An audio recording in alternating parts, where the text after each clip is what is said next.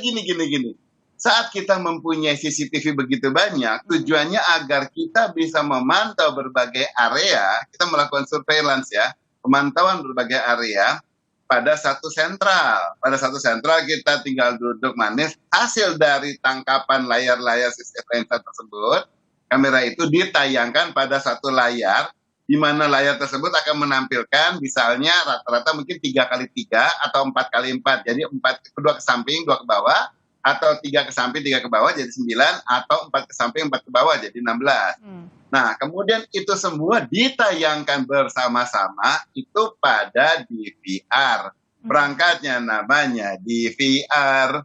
Ya, perangkat itu yang mensinergikan satu sama lain. Ya, kemudian perangkat itu yang mampu juga mengatur. Ini mau ditayangkan yang layar umpamanya depan, nah, pintu masuk, oh itu mau di sebelah kiri atas. Kemudian di ruang tamu itu sebelah kanan, kemudian ke toilet itu yang kedua dari kiri, dan lain sebagainya. Termasuk kemudian komposisinya mau dibikin rada terang, rada gelap, satu area terlalu gelap, kita bisa terangkan area tersebut. Jadi artinya dalam satu TV besar atau big screen ini menampung beberapa CCTV, dan itu ada dalam satu decoder itu ya? Iya, dalam satu DVR, bukan decoder, DVR. Oh, DVR, oke. Jangan rancu sama penjelasan dulu penyidik awal bilang decoder ya. Nah, tadi kan sekarang saya mau menjawab tadi pertanyaannya, untuk apa itu diperbaiki gitu kan, dicabut. Diganti.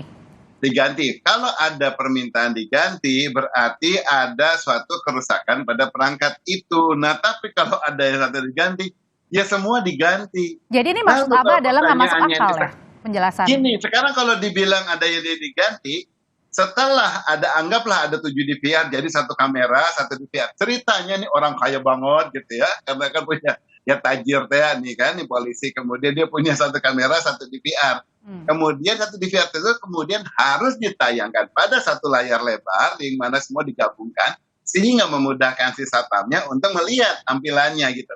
Nah, kemudian kalau udah dari berbagai DVR digabungin, ini mah bukannya kaya, tapi mah jadi aneh, orang nggak ngerti teknologi, salah bayar gitu loh. Orang yang kayak gini, yang bikinnya juga, ini nggak ngerti gunanya CCTV. Jadi kalau ya, gitu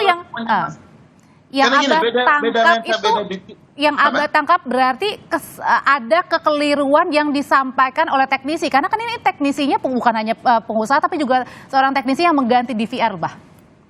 Gini pertanyaannya sekarang, apakah dia teknisinya ataukah dia perusahaan, dia orang yang diminta untuk melakukan ini perubahan di sini.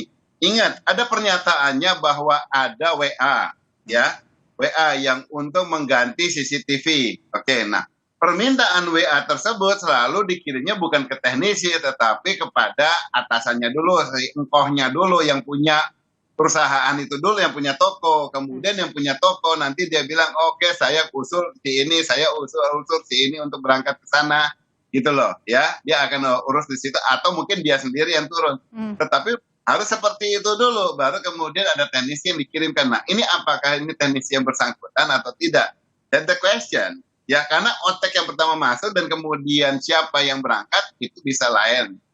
Kemudian siapapun yang berangkat, yang namanya semua petugas CCTV, selalu dia akan melihat dulu, dia akan tanya ada apa yang terjadi dengan CCTV-nya. Nggak kemudian ngebebek aja, kamu disuruh gini, oke saya berangkat, kamu ambil bisikan, oke kamu nanti siang ambil lensa, kemudian kamu makan, kamu pepes, ya saya makan, mati itu orang. Biasanya kan kalau kita mau masuk ke rumah orang pasti kita permisi dulu, nanya ya Pak, ada apa sih emang ini di VR-nya. Tapi kan tadi sudah ditanyakan, tapi kan katanya nggak elok kalau misalnya saya tanyakan, jadi saya ya udah ganti aja.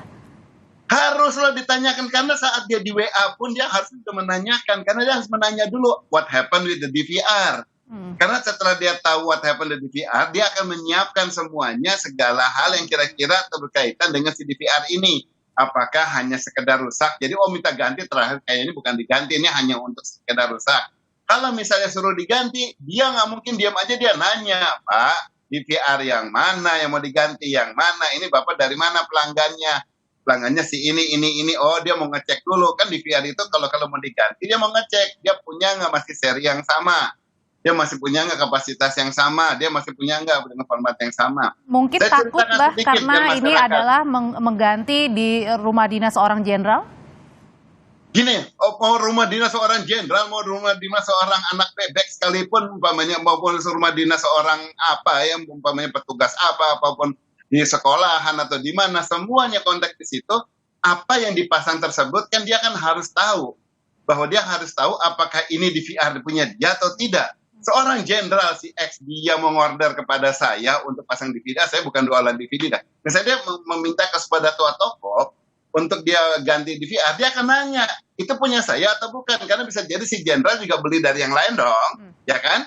Kan jenderal itu namanya klien, tidak ada kesetiaan terhadap toko, yang ada toko kesetiaan sama si klien. Dan bisa aja dia beli satu DVR dari beberapa lensa CCTV dari beberapa provider, dari beberapa toko. Sangat mungkin, ya kan? Jadi kalau gitu. yang Abah lihat tadi dari keterangan dari Afung ini ada dilihat ketidakprofesionalan dari apa yang dia ungkap, atau sebenarnya dia tahu tapi dia ubah ceritanya?